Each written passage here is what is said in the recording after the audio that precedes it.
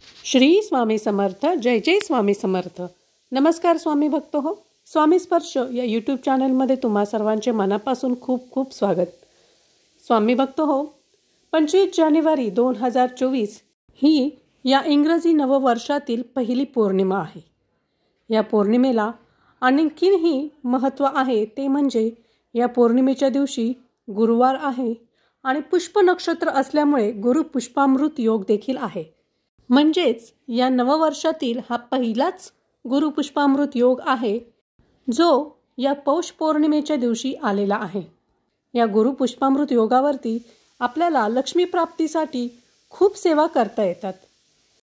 आपण लक्ष्मी प्राप्तीसाठी पौर्णिमा म्हणून सत्यनारायणाचे पूजन दर महिन्याला करत असतो. त्याचप्रमाणे ही पौर्णिमा शाकंभरी पौर्णिमा म्हणून ओळखली जाते.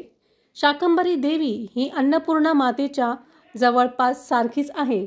ज्याप्रमाणे शाकंभरी देवी ही अन्नधान्याची, फळभाज्यांची देवी आहे, त्याप्रमाणेच अन्नपूर्णा माता ही अन्नधान्याची देवी आहे. त्यामुळे आपल्या या दिवशी अन्नपूर्णा मातेवरती अभिषेक करून तिचे कुंकुमार्चन सेवा करायची आहे. कुंकुमार्चन करताना तंत्रोक्त अन्नपूर्णा स्तोत्र किंवा ऐश्वर्यदायक अन्नपूर्णा कवचाचे पठण करा.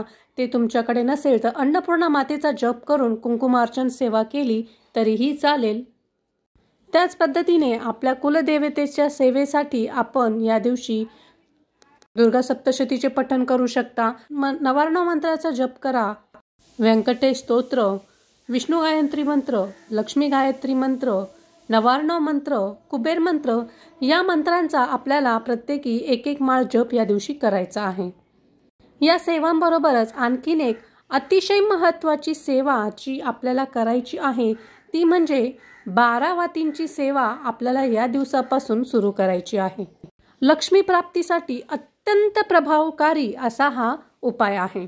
आपल्याला जर कोणत्या समस्या असतील तर आपण संकल्पयुक्त या सेवेची सुरुवात करू शकतो.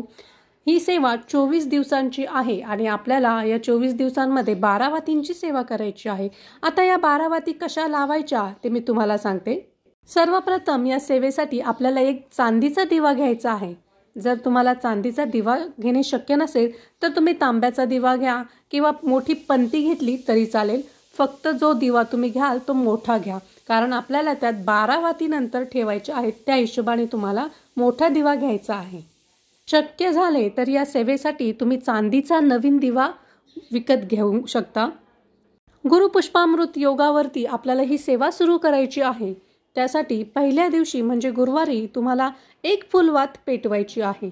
आणि आणखीन एक महत्त्वाची गोष्ट म्हणजे या सर्व फुलवाती आपल्याला शुद्ध गाईच्या तुपामध्येच पेटवायच्या आहेत. कारण लक्ष्मी मातेच्या प्राप्तीसाठी जे काही आपण उपाय करतो ते सर्व उपाय करताना आपण गाईच्या तुपाचाच दिवा वापरतो. त्यामुळे आपल्याला ह्या फुलवाती देखील गाईच्या तुपामध्येच भिजवून घ्यायच्या आहेत. पहिल्या दिवशी एक फुलवात आपण पेटवायची आहे.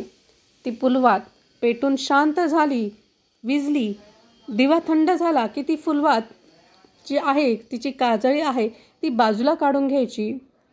त्याच दिव्यामध्ये दुसऱ्या दिवशी 2 फुलवाती लावायच्या, तिसऱ्या दिवशी 3 फुलवाती, चौथ्या दिवशी 4, अशी आपल्याला 12व्या दिवसापर्यंत 12 फुलवाती त्या दिव्यामध्ये लावायच्या आहेत. 13व्या दिवशी सुद्धा आपल्याला 12 फुलवाती लावायच्या आहेत आणि उतरत्या क्रमाने आपल्याला नंतर फुलवाती लावायच्या आहेत. म्हणजे 14व्या दिवशी आपल्याला 11 फुलवाती, 15व्या दिवशी आपल्याला 10 फुलवाती लावायच्या आहेत. अशा पद्धतीने 24व्या दिवशी आपल्याला 1 फुलवात लावायला येते. अशा पद्धतीने आपल्याला 24 दिवसापर्यंत ही 12 फुलवातींची सेवा करायची आहे.